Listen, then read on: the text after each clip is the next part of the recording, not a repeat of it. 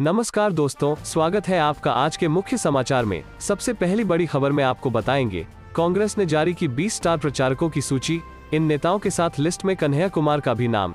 इसी के साथ दूसरी बड़ी खबर में जिक्र होगा कि लखीमपुर के दोषियों को गिरफ्तार करें, नहीं तो प्रधानमंत्री आवास का करेंगे घेराव, चंद्रशेखर आजाद। तीसरी बड़ी खबर में आपको बताएंगे कि पंचायत चुनाव तीसरे चरण के मतदान के दौरान कई जगहों पर बवाल, दरभंगा में एसएसपी के काफिले पर हमला, गोपालगंज में बीडीओ को उपद्रवियों ने खदेड़ा।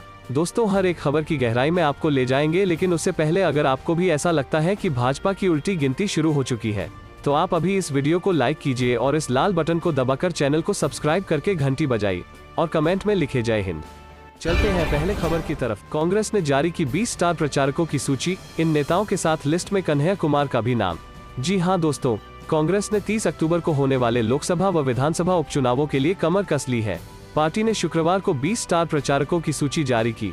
कांग्रेस के स्टार प्रचारकों में छत्तीसगढ़ के सीएम भूपेश बघेल, पंजाब के सीएम चरणजीत सिंह चन्नी, हरियाणा के पूर्व सीएम भूपिंदर सिंह हुड्डा, वरिष्ठ नेता आनंद शर्मा, राजीव शुक्ला, सचिन पायलट, नवजोत सिंह सिद्धू और हाल ही में कांग्रेस में शामिल हुए कन्हैया कुमार भी शामिल हैं। चलते हैं अगली खबर की तरफ। लखीमपुर के दोषियों को गिरफ्तार करें, नहीं तो प्रधानमंत्री आवास का करेंगे घेराव, चंद्रशेखर आजाद। जी हां दोस्तों, आजाद समाज पार्टी के प्रमुख चंद्रशेखर आजाद ने शुक्रवार को कहा कि अगर लखीमपुर खीरी में हुई हिंसा की घटना में शामिल लोगों को 7 दिनों के भीतर गिरफ्तार नहीं किया जाता तो वह और उनके समर्थक प्रधानमंत्री नरेंद्र मोदी के आवास का घेराव करेंगे। उन्होंने यह भी कहा कि प्रधानमंत्री को किसानों से बात करनी चाहिए और लखीमपुर खीरी जाकर पीड़ित परिवारों से मुलाकात करनी चाहिए। आजाद ने संवाददाताओं से कहा, प्रधानमंत्री हर मुद्दे पर करते हैं, लेकिन किसानों की हत्या पर अब तक उन्होंने कोई प्रतिक्रिया नहीं दी। गुनाहगार खुले घूम रहे हैं। उनकी अगर 7 दिनों के भीतर गिरफ्तारी नहीं की गई तो हम प्रधानमंत्री के आवास का घेराव करेंगे। उन्होंने उत्तर प्रदेश में कानून व्यवस्था की स्थिति दयनीय होने का आरोप लगाया और कहा कि मुख्यमंत्री योगी आदित्यनाथ को इस्तीफा देना चाहिए। गौरतलब है कि लखीमपुर खीरी जिले के तिकोनिया क्षेत्र में गत रविवार को उप मुख्यमंत्री केशव प्रसाद मौर्य के दौरे के विरोध को लेकर भड़की निशंसा में 4 किसानों समेत 8 लोगों की मौत हो गई थी। इस मामले में केंद्रीय गृह राज्य मंत्री अजय मिश्रा के बेटे आशीष समेत कई लोगों के खिलाफ मुकदमा दर्ज किया गया है। चलते हैं अगली खबर की तरफ। पंचायत चुनाव तीसरे चरण के मतदान के दौरान कई जगहों पर बवाल, दरभंगा में एसएसपी के काफिले पर हमला, गोपालगंज में बीडीओ को उपद्रवियों ने खदेड़ा। जी हां दोस्तों, बिहार में तीसरे चरण के पंचायत चुनाव के दौरान कई जगहों पर गड़बड़ी की गई। दरभंगा में वरीय पुलिस अधीक्षक एसएसपी के काफिले पर उपद्रवियों ने हमला किया और पुलिस पर पथराव किया। वहीं गोपालगंज में प्रखंड विकास पदाधिकारी बीडीओ को उपद्रवियों ने खदेड़ दिया। जानकारी के अनुसार दरभंगा के बहेड़ी प्रखंड के बसकट्टी में मतदान केंद्र के पास गड़बड़ी फैलाने के आरोप में 3 लोगों की गिरफ्तारी से गुस्साए लोगों ने पुलिस पर पथराव किया। इसमें 2 गाड़ियों के शीशे टूट गए। काफी देर तक बवाल चलता रहा। कुछ देर के लिए मतदान भी प्रभावित हुआ। पुलिस को भीड़ पर नियंत्रण करने के लिए मशक्कत करनी पड़ी। वहीं गोपालगंज जिले के भोरे प्रखंड की हुसेपुर पंचायत के तिवारी चकिया गांव में मतदान शुरू होने के करीब 2 घंटे बाद ही मतदान केंद्र से कुछ दूरी पर हंगामा हो गया। इसके बाद ग्रामीणों ने मजिस्ट्रेट के रूप में पहुंचे बैकुंठपुर बीडीओ को वहां से खदेड़ दिया। डीएम और एसपी भी मौके पर पहुंचे। वहीं भोजपुर में पुलिस की पिटाई से नाराज मतदाताओं ने हंगामा किया, जबकि कोसी, सीमांचल और पूर्वी बिहार में कुछ जगहों पर ईवीएम में खराबी के कारण मतदान में देरी हुई। लखीसराय के हलसी प्रखंड की कैदी पंचायत में 2 प्रत्याशियों के समर्थक आपस में भिड़ गए। इसमें 4 लोग घायल हुए। इसमें फायरिंग किए जाने की जांच पुलिस कर रही है। जबकि मधेपुरा के घैलार प्रखंड के चिट्टी गांव में पुलिस व स्थानीय लोगों के बीच झड़प हो गई। भागलपुर के सनहौला प्रखंड के महेशखोर बूथ पर 2 प्रत्याशियों के समर्थकों के बीच झड़प हुई। बायोमेट्रिक के काम नहीं करने पर मतदाताओं की काफी भीड़ जमा हो गई। एक युवक के गिरने के बाद सुरक्षाकर्मी और ग्रामीणों के बीच नोकझोंक भी हुई। चलते हैं अगली खबर की तरफ। प्रियंका गांधी बोली, सरकार जम्मू कश्मीर के निवासियों की सुरक्षा के लिए उठाए तत्काल कदम। जी हां दोस्तों, कांग्रेस महासचिव प्रियंका गांधी वाड्रा ने जम्मू कश्मीर में पिछले कुछ दिनों के भीतर आतंकवादियों द्वारा 7 नागरिकों की हत्या किए जाने की निंदा करते हुए शुक्रवार को कहा कि केंद्र सरकार को इस केंद्र शासित प्रदेश के निवासियों की सुरक्षा सुनिश्चित करने के लिए तत्काल कदम उठाना चाहिए। उन्होंने ट्वीट किया, आतंकियों द्वारा हमारे कश्मीरी बहनों भाइयों पर बढ़ते हमले दर्दनाक और निंदनीय हैं।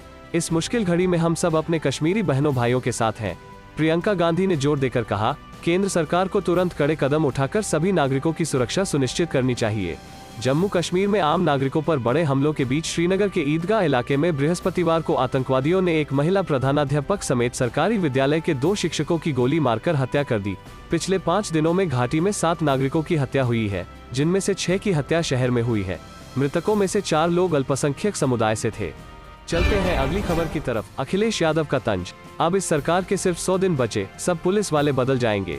जी हां दोस्तों, समाजवादी पार्टी सपा के अध्यक्ष और उत्तर प्रदेश के पूर्व मुख्यमंत्री अखिलेश यादव ने लखीमपुर हिंसा में मारे गए बहराइच के 2 किसानों के घर शुक्रवार को जाकर उनके परिजनों से मुलाकात की और अपनी संवेदना प्रकट की। इस मौके पर उन्होंने दावा किया कि लोकतंत्र का गला घोंटकर सच को छिपाने वाली इस सरकार के अब सिर्फ 100 दिन बचे हैं।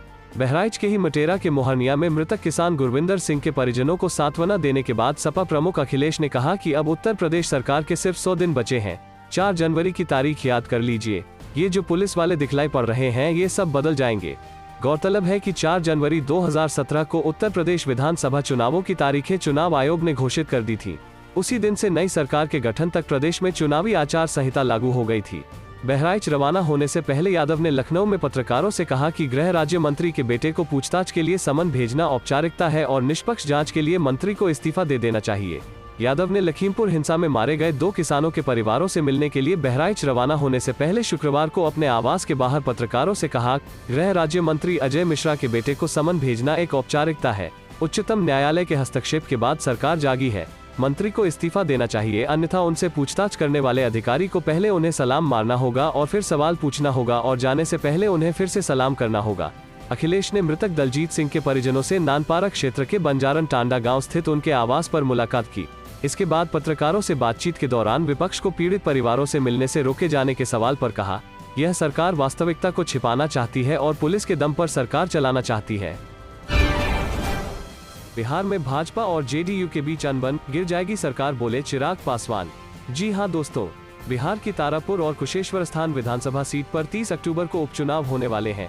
इससे पहले लोक जनशक्ति पार्टी के नेता चिराग पासवान ने कहा है कि भारतीय जनता पार्टी और जनता दल यूनाइटेड के बीच सब कुछ अच्छा नहीं चल रहा है, बिहार सरकार जल्द ही गिर जाएगी। बता दें कि चिराग पासवान ने बिहार के मुख्यमंत्री नीतीश कुमार के खिलाफ तीखा हमला करते हुए गुरुवार को राज्य में जदयू बीजेपी सरकार के भविष्य पर सवाल उठाया। उन्होंने कहा कि दोनों के बीच मतभेदों के कारण गठबंधन जल्द ही टूट जाएगा। दिल्ली में मीडिया से बात करते हुए चिराग ने दावा किया कि नीतीश कुमार की अगुवाई वाली सरकार के खिलाफ अपराध और भ्रष्टाचार की बढ़ती दर के चलते लोगों में असंतोष व्याप्त है। द इंडियन एक्सप्रेस द्वारा उजागर हर घर नल कल जल योजना में अनियमितताओं का जिक्र करते हुए चिराग पासवान ने नीतीश कुमार पर भ्रष्टों को बचाने का भी आरोप लगाया। चलते हैं अगली खबर की तरफ। मर्डर केस में गिरफ्तारी क्यों नहीं, आपके एक्शन से हम असंतुष्ट, योगी सरकार को एससी की फटकार। जी हां दोस्तों, उत्तर प्रदेश के लखीमपुर खीरी कांड में 4 किसानों सहित 8 लोगों की हत्या मामले की सुप्रीम कोर्ट में सुनवाई हुई। लखीमपुर कांड पर यूपी सरकार की कार्रवाई से सुप्रीम कोर्ट ने नाराजगी जताई और सुप्रीम कोर्ट ने कहा कि वह लखीमपुर खीरी हिंसा मामले में उत्तर प्रदेश सरकार द्वारा उठाए कदमों से संतुष्ट नहीं है। लखीमपुर खीरी हिंसा मामले में जिन आरोपियों के खिलाफ प्राथमिकी दर्ज की गई है, उन्हें गिरफ्तार नहीं किए जाने को लेकर उच्चतम न्यायालय ने उत्तर प्रदेश सरकार से सवाल किया और पूछा कि आखिर आप क्या संदेश दे रहे हैं। यूपी सरकार की ओर से सुप्रीम कोर्ट में केस लड़ रहे हरीश साल्वे ने अदालत को बताया कि आरोपी आशीष मिश्रा कल सुबह 11 बजे क्राइम ब्रांच के समक्ष पेश होगा। इससे पहले गुरुवार की सुनवाई में सुप्रीम कोर्ट ने उत्तर प्रदेश सरकार से आज यानी शुक्रवार तक स्टेटस रिपोर्ट पेश करने को कहा था। इस स्थिति रिपोर्ट में राज्य सरकार को प्राथमिकी में नामित आरोपियों के विवरण के साथ ही यह भी बताना था कि क्या उन्हें गिरफ्तार किया गया है।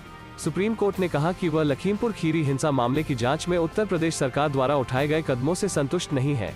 लखीमपुर खीरी हिंसा मामले में जिन आरोपियों के खिलाफ प्राथमिकी दर्ज की गई है, उन्हें गिरफ्तार नहीं किए जाने को लेकर उच्चतम न्यायालय ने उत्तर प्रदेश सरकार से सवाल किया और पूछा कि आखिर आप क्या संदेश दे रहे हैं। कोर्ट ने आगे कहा कि उसे उम्मीद है कि यूपी सरकार मामले की संवेदनशीलता को देखते हुए जरूरी कदम उठाएगी। आरोपी आशीष मिश्रा की गिरफ्तारी नहीं होने पर सुप्रीम कोर्ट नाराज हुआ और पूछा कि आखिर उसकी गिरफ्तारी क्यों नहीं हुई। सुप्रीम कोर्ट ने उत्तर प्रदेश सरकार को एक वैकल्पिक एजेंसी के बारे में अदालत को अवगत कराने के लिए कहा है, जो इस मामले की जांच कर सकती है। सीजेआई ने उत्तर प्रदेश सरकार अपने डीजीपी से यह सुनिश्चित करने के लिए कहा है कि जब तक कोई अन्य एजेंसी इस मामले को नहीं संभालती, तब तक केस के सबूत सुरक्षित रहे। कोर्ट ने उत्तर प्रदेश की ओर से पेश हुए वरिष्ठ वकील हरीश साल्वे को उसका यह संदेश राज्य सरकार को देने को कहा कि लखीमपुर खीरी मामले में सबूत नष्ट न हो। चलते हैं अगली खबर की तरफ। आशीष मिश्रा के पास अब कल 11 बजे तक का वक्त, पुलिस बोली हाजिर हो वरना जारी होगा अरेस्ट वारंट। जी हां दोस्तों, लखीमपुर हिंसा मामले के मुख्य आरोपी और केंद्रीय गृह राज्य मंत्री अजय मिश्रा टेनी के बेटे आशीष मिश्रा के पास क्राइम ब्रांच के सामने हाजिर होने के लिए अब सिर्फ कल यानी 9 अक्टूबर को 11 बजे तक का वक्त है। इस बीच केंद्रीय गृह राज्य मंत्री के घर पुलिस ने एक और नोटिस चस्पा कर दिया है।